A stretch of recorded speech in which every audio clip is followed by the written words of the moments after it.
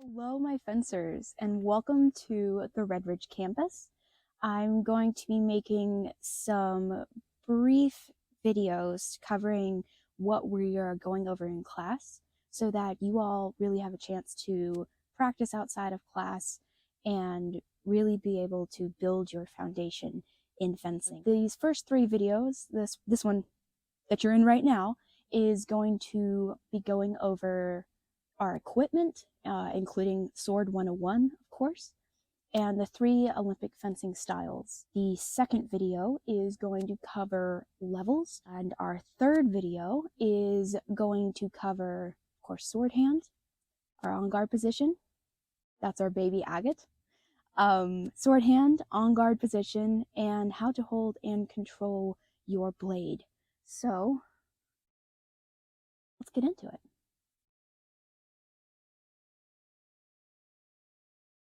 Stabby McNeary is actually wearing my own personal fencing equipment right now. The primary goal of all of these things is to protect yourself. If you have a metal sword flying at you, it doesn't matter how thick or thin or sharp or dull it is. It's a metal sword coming at you. Starting up at the top, we have our mask. As you can see, it is open in the back, meaning that the back of the head is never target, never somewhere that you actually want to hit because it's unprotected. Our mask protects our face.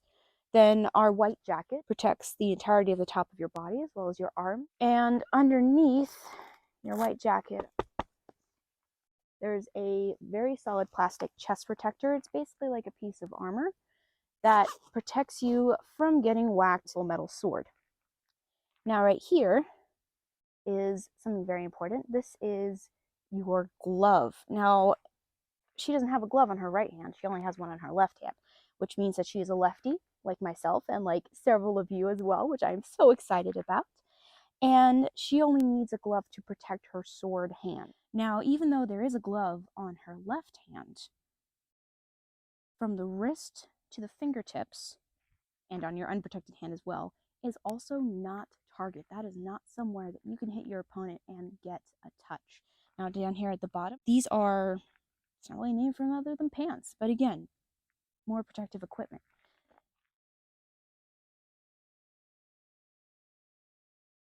All right, now for our Sword 101, and I'm going to come a little bit closer so that y'all can see this really well.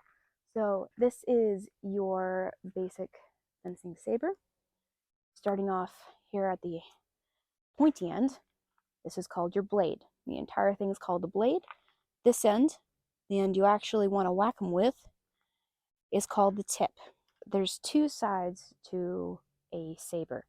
There's a thin edge and a wide edge. The wide edge is the back of the sword, and the thin edge is called the cutting edge. Moving down here, you have your guard. It guards your fingers in your hand from being hit. Now, on the inside, you have your handle right here, sometimes called the grip. The part you hold, it's the part you handle. And down here at the end, this is the pommel. This is, in the olden days, sometimes the thing that you would go and you would whack someone over the head with. In Olympic fencing, you only use the tip of the blade because, as you all know, this is Olympic fencing and not pirate fighting.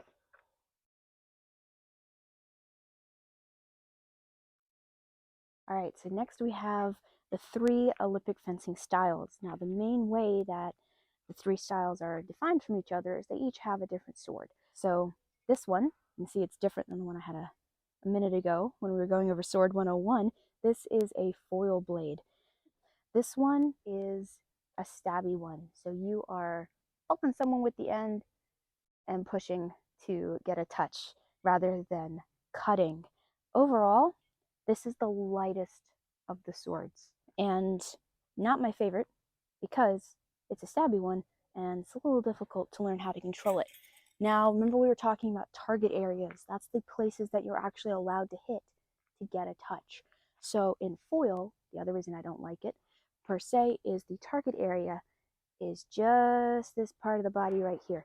You can only hit the body. That's the only place where you can touch someone else and actually get a point. We've done the first stabby one, foil. This is the second stabby one. This is an epee. This is the complete other end of the spectrum. This sword is the heaviest out of the three. Again, stabby, poking with the tip. It's got a very large, very heavy blade, a huge guard, a huge handle, a huge pommel, very, very heavy weapon. And again, I don't like it because it's pokey, or stabby, which means it's a little hard to control. But one of the nice things about it is, as for target area, the entire body, except for the hands and the back of the head, of course, is target area. So that is the only thing that I like about epee. And of course, saber is my favorite. It's right there in the middle weight-wise. And unlike the other two, which are stabby, this one, you're doing cuts to get your touch.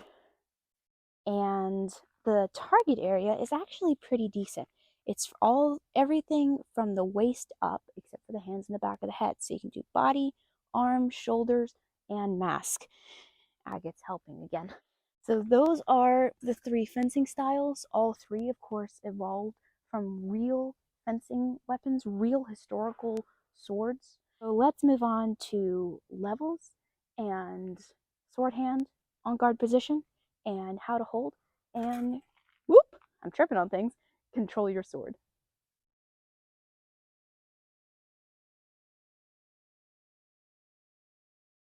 Is going to cover the equipment and the three styles of Olympic fencing. Everyone say hi to Franklin Rosalind. Apparently she's going to be our TA instead of Stabby McNeary.